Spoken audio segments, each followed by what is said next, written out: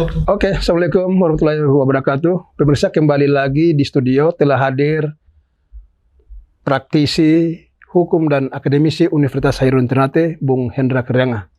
Selamat sore. Sore, Bung. Assalamualaikum. Ya, gimana kabar? Alhamdulillah Ya. baik.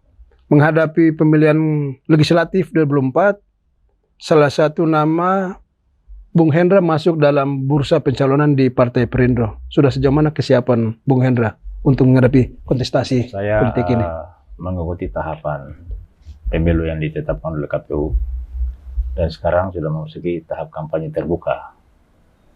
Dalam tahap kampanye terbuka ini sudah ada jadwal yang diturunkan oleh tim dan mulai hari Senin saya bergerak ke Halmahera Utara, Halmahera Selatan, Halmahera Tengah, Halmahera Timur, Halmahera Barat, dan tutup di kota. Ya, Bung Hendra, seperti kita tahu bersama bahwa disiplin ilmu Anda ini kan sangat luar biasa sebagai dosen, akademisi, dan sekaligus sebagai praktisi hukum Ya. di Provinsi Maluku Utara. Mengapa Anda memilih jalur politik sebagai untuk mengimplementasikan ilmu-ilmu hukum yang ada?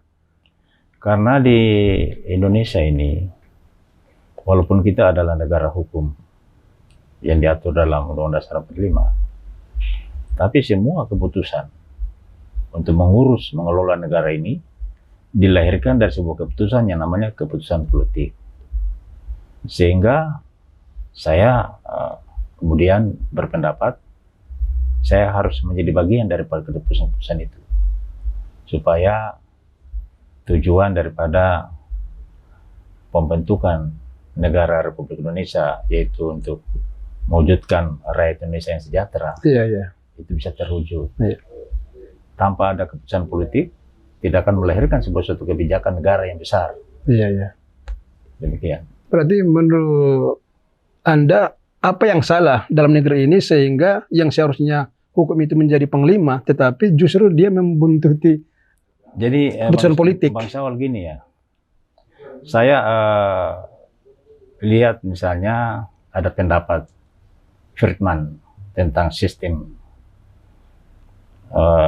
Friedman dia katakan bahwa ada 3 unsur yang mempengaruhi lahirnya suatu keputusan negara. Yang pertama disebut dengan struktur hukum kita. Yang kedua, substansi hukum kita. Yang ketiga, kultur. Jadi struktur itu bicara tentang kelembagaan. Sebaik apapun undang-undang itu dibuat, sebaik apapun substansi muatan aturan itu dibuat, tanpa didukung dengan struktur hukum, kelembagaan kita yang kuat, yang kredibel, maka akan terjadi kepincangan. Ini kan mau pemilu ini. Pemilu itu kan rakyat memilih pemimpin. Bahkan menurut saya pemilu itu adalah pergantian kepemimpinan. Kita menuju nanti 5 tahun 2024. Ini seharusnya di ruang filter ya. Jadi pemilu itu harus melahirkan pemimpin yang kredibel. Kan kita pilih presiden, pilih DPD, pilih DPR RI, pilih DPR provinsi dan kabupaten kota. Ini benar-benar harus pemilu melahirkan pemimpin yang kredibel, yang mau melayani rakyat dan betul-betul jujur dalam keputusan dan adil dalam segala tindakan. Kembali lagi ke posisi dan kedudukan hukum di khususnya Maluku Utara ya, kita berbicara dalam kepentingan Provinsi Maluku Utara. Jika masyarakat memilih Anda sebagai wakil rakyatnya di legislatif nanti, apa yang Anda akan lakukan atau menerapkan ilmu hukum yang ada ini? Yang pertama awal saya lihat ya, tentang aturan hukum pertambangan kita. Tambang ini kan sekali lagi saya katakan, roh jantung daripada sebuah negara. Karena sumber daya alam yang strategis, sumber daya alam yang bisa terjual, sumber daya alam yang menghasilkan uang secara ekonomi cepat itu adalah tambang. Nah, kalau ini tidak terkelola dengan baik, rakyat tidak mendapat hak secara maksimal, maka nanti tambang itu tidak menghasilkan apa-apa. Tambang yang menghasilkan rakyat sengsara. Nah, Indonesia sementara mengarah ke itu. Coba lihat saja, saya kasih contoh kita di Maluku Utara. Halmahera Tengah, Halmahera Selatan, Halmahera Utara, Halmahera Timur. Itu lumbung pertambangan di dunia. Iya. Seharusnya kan masyarakat di sekitar harus sejahtera ya. Masyarakat sejahtera, apalagi lingkar tambang. Lagi-lagi saya lihat ada kelemahan dalam undang-undang tentang pertambangan yang baru. Undang-Undang Nomor 3 tahun 2020 tentang bagi hasil. Terlalu sedikit kita daerah mendapatnya. Bayangkan saja 10%. Pusat ambil 4%. Provinsi ambil 2%. Kabupaten ambil terdekat 2%, sisa tinggal kabupaten. Seharusnya idealnya berapa persen? Bagi daerah penghasil ya? Hitung-hitungan ya, iya, yang lebih adil. Iya. Menurut saya paling tidak daerah itu dapat 20%. Iya. Maksudnya pemerintah dapat 20%. Iya. Pusat silakan ambil 4%. Daerah penghasil paling tidak adalah 5%. Berarti kalau misalnya masyarakat mempercayakan Pak Dokter menduduki posisi itu, berarti yang apa yang disampaikan Pak Dokter bisa diperjuangkan nanti. Saya akan perjuangkan itu. Karena, secara konstitusi kan harus diperjuangkan. Iya, karena politik hukum pertambangan kita ini belum berpihak kepada rakyat. Kita bicara tentang politik hukum, bicara tentang arah kebijakan pembangunan hukum yang dilakukan oleh negara. Jadi pertambangan kita ini menurut saya belum memihak kepada rakyat, belum melindungi rakyat tentang bagi hasilnya itu. Kembalikan itu ke hak rakyat. Kan kita hanya minta 20%. Ya sekarang kan daerah penghasil cuma 2%. Pusat ambil 4%. 2% diambil provinsi. Yang lain sisanya kabupaten terdekat. Apa itu adil? Iya. Karena pertambangan sekali lagi ini strategis. Karena begitu digali habis, tidak ada lagi yang diambil.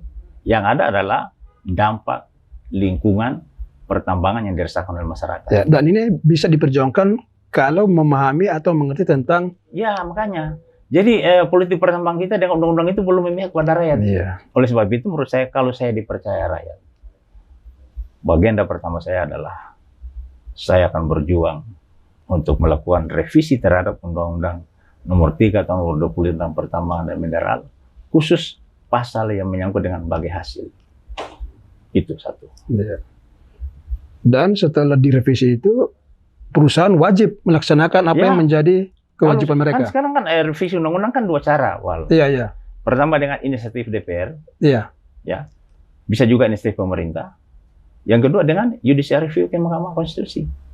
Karena pasal-pasal itu yang menyangkut bagi hasil itu menurut saya bertentangan dengan Undang-Undang Dasar 45, pasal 33. Bumi, air, dan kekayaan alam yang terkandung di dalamnya dikuasai oleh negara dan dipergunakan sebesar-besarnya bagi kemakmuran rakyat. Jadi aneh, ada tambang, rakyat tidak sejahtera. Yeah. Padahal perintah Undang-Undang Dasar 45 adalah memakmurkan rakyat Indonesia. Seperti anak ayam, ya, kelaparan di tengah lumbung padi. Coba, dunia sekarang kan sorot mata dunia itu kan sekarang tertuju ke kita di Maluku Utara. Tapi kan Pak Dokter kan semua tergantung kualitas juga wakil rakyat juga, Pak Dokter. Harus yang dulu di parlemen ini kan harus betul-betul yang memahami juga hal ini kan. Makanya ini momentum penting. Iya. Pemilu ini memilih pemimpin. Pemimpin yang nanti terpilih mereka itu yang bekerja untuk rakyat. Bayangkan saja kalau nanti undang-undang pertambangan itu tidak direvisi. Kita menuju ke 20 tahun, 40 tahun mendatang, tahun emas, Indonesia emas. Indonesia emas itu seperti apa sih? Indonesia emas itu kan harus memastikan bahwa seluruh rakyat Indonesia sejahtera. Pendidikannya, kesehatannya, lingkungannya. Tapi kalau kan pertama pendapatan terbesar dari APBN kita kan sektor pajak. Iya, iya. Termasuk pajak pertambangan. Ya kan? Kalau itu tidak terkelola dengan baik, kita dapat apa? Berarti sudah saatnya Maluku Utara itu harus memilih wakil rakyatnya yang harus berkompeten ya.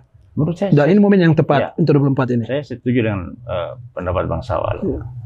Jangan lagi membiarkan legislatif di pusat itu bekerja tanpa tujuan dan tanpa arah yang jelas.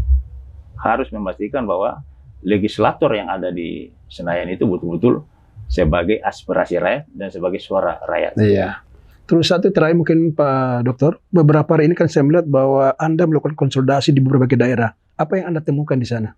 Jadi yang saya temukan satu, pertama ya, ternyata keadilan ini belum memihak kepada rakyat.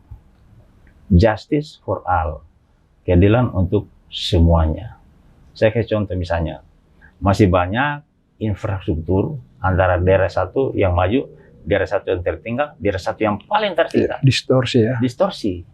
Ada apa sebenarnya? Padahal APBN itu anggaran pendapatan belanja negara yang dikucurkan oleh pusat melalui transfer daerah, dan APBD di sini kan harus sebagian besar belanja itu untuk pembangunan infrastruktur.